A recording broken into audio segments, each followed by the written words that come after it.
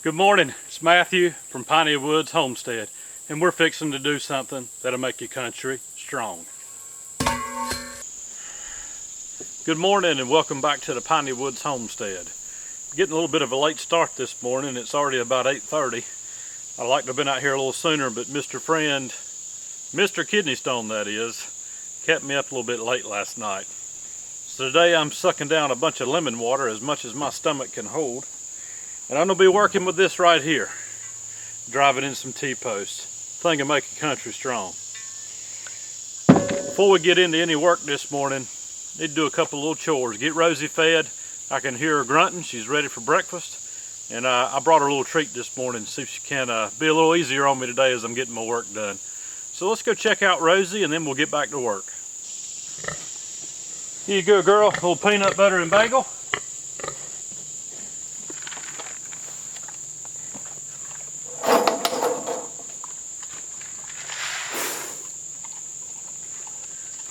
Big old horsefly on you. You're looking good this morning. Every morning she gets about 2.5 pounds of conventional feed. I know you can feed a hog anything and they'll eat it pretty much. But we keep our pigs on a strict diet. We feed them a well-balanced feed, and any treats that we give them in moderation. I just enjoy hearing her eat. I like watching and listening to old hog eat. So we had quite a bit of rain last night. It came a real gully washer. I was watching TV in the bed late last night, and our house is very well insulated and we have a tin roof. Well, it was raining so hard that all you could hear was the water coming down. I hadn't checked the gauge yet, but I'm guessing we had at least an inch in about an hour last night. It seems like all the rain we've had this spring and summer have come in downpours. I don't know about y'all, but the weather's just seemed a little bit odd this year. Planting season was a little bit later this spring. It stayed cooler this spring. We're not used to having real good springs around here anymore. This year was a little bit different. It took a little bit of time for all the plants to get going good and start bearing. How's it been in your area? Leave me a comment below and let me know. So I had to pause real quick and run up to the house. I had a text from my daughter. She said, "Dad, can you come up here?" I knew that she had a boy coming this morning that wanted to take her fishing. And my daughter, she loves to fish, has since she was little. Deer hunt, fish, whatever. And so a young fella that she knows decided that he wanted to come calling on her this morning to go fishing. So I went up and met him real quick and brought him down on the gator to show him Rosie. He was a little bit nervous, but I tried to set him at ease. And the only thing I had to ask him, I said, "Let me ask you one thing.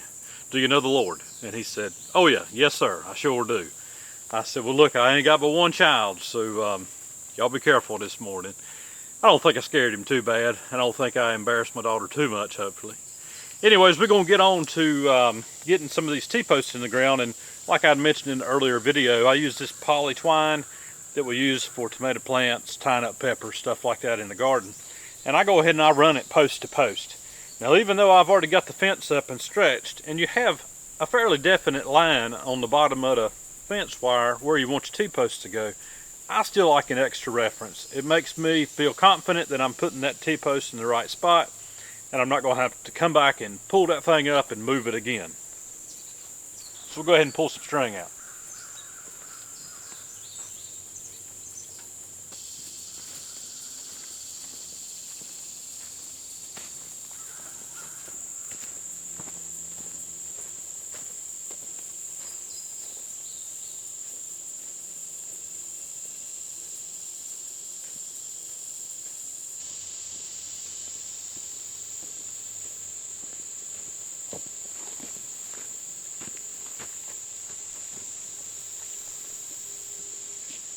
Alright, when you get down to the end of the line, just tie it off to the post. Make sure the poly wire or poly string is on the outside or right against your chest on the post closest to the post you pulled from.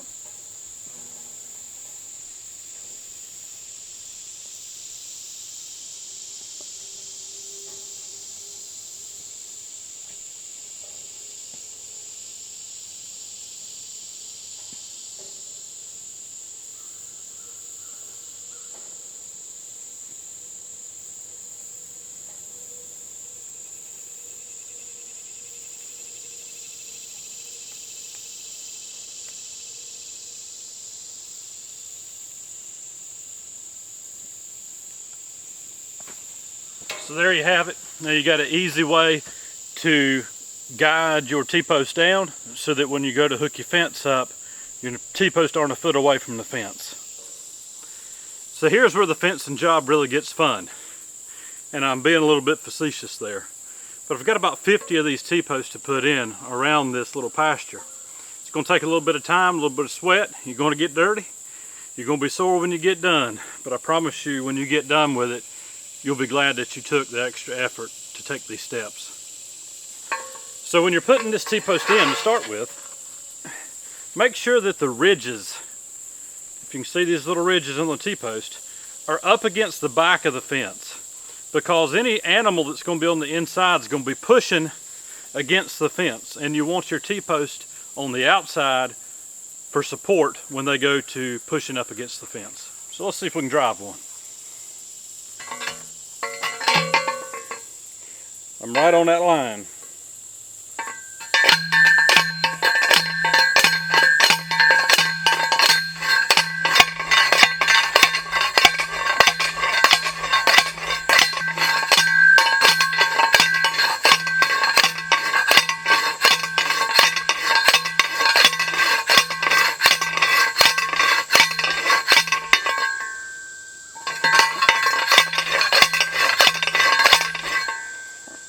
All right, out of breath already.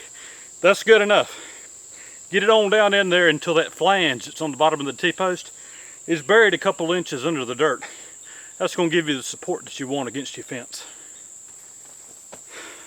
All right, one in, only 49 to go. It's going to be a fun day. Grab my gloves.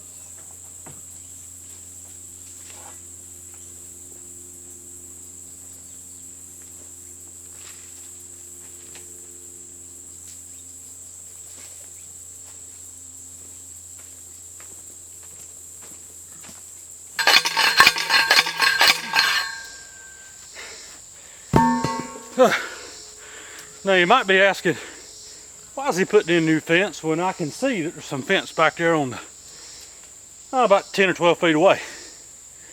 Well, that fence is about 30 years old. Posts are rotting off in the ground. Trees is all grown up in it. Sometimes it's best just to start fresh. Another little tip for you. Even though your fence is only about 42 inches tall from top to bottom, or bottom to top, and your fence post is a little bit taller, that's fine. Go ahead and use that 6.5 foot fence post. You never know when you may want to put a larger animal in here one day. Now a pig can jump, but with the hot wire along the bottom, it's not likely that that's going to happen here. But let's say you decide you want to put goats in here one day. Then, you've already got electric at the bottom. Now you can run electric at the top or barbed wire at the top, whichever you decide to do. And there's the missus coming back from getting a few supplies.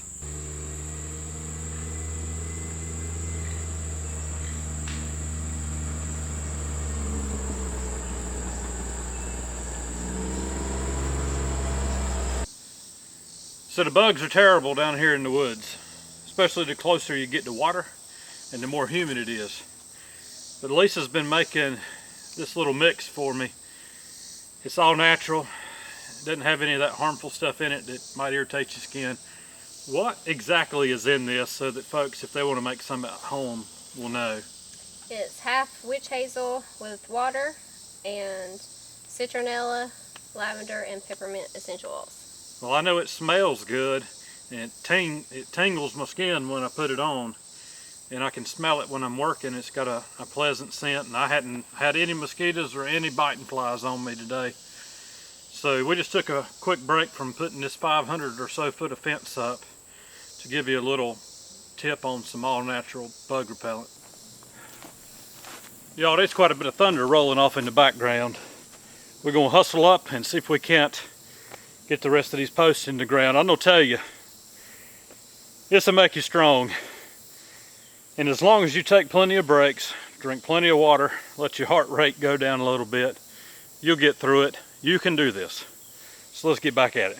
So you can see we've got a lot of fence up today. And it doesn't look halfway bad. It's good and tight. It's been a hot day out here. But it's always good to get out here and work on your place. Beats that 9 to 5 for sure.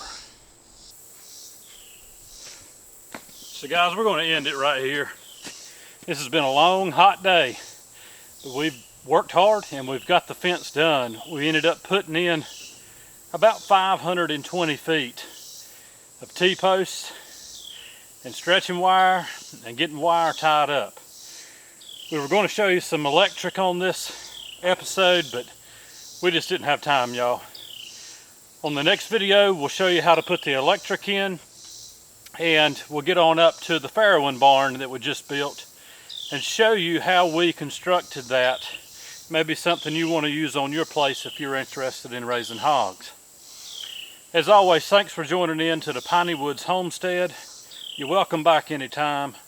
We'd appreciate it if you hit the like, comment on the video, and share it with anybody that you think might enjoy this sort of thing.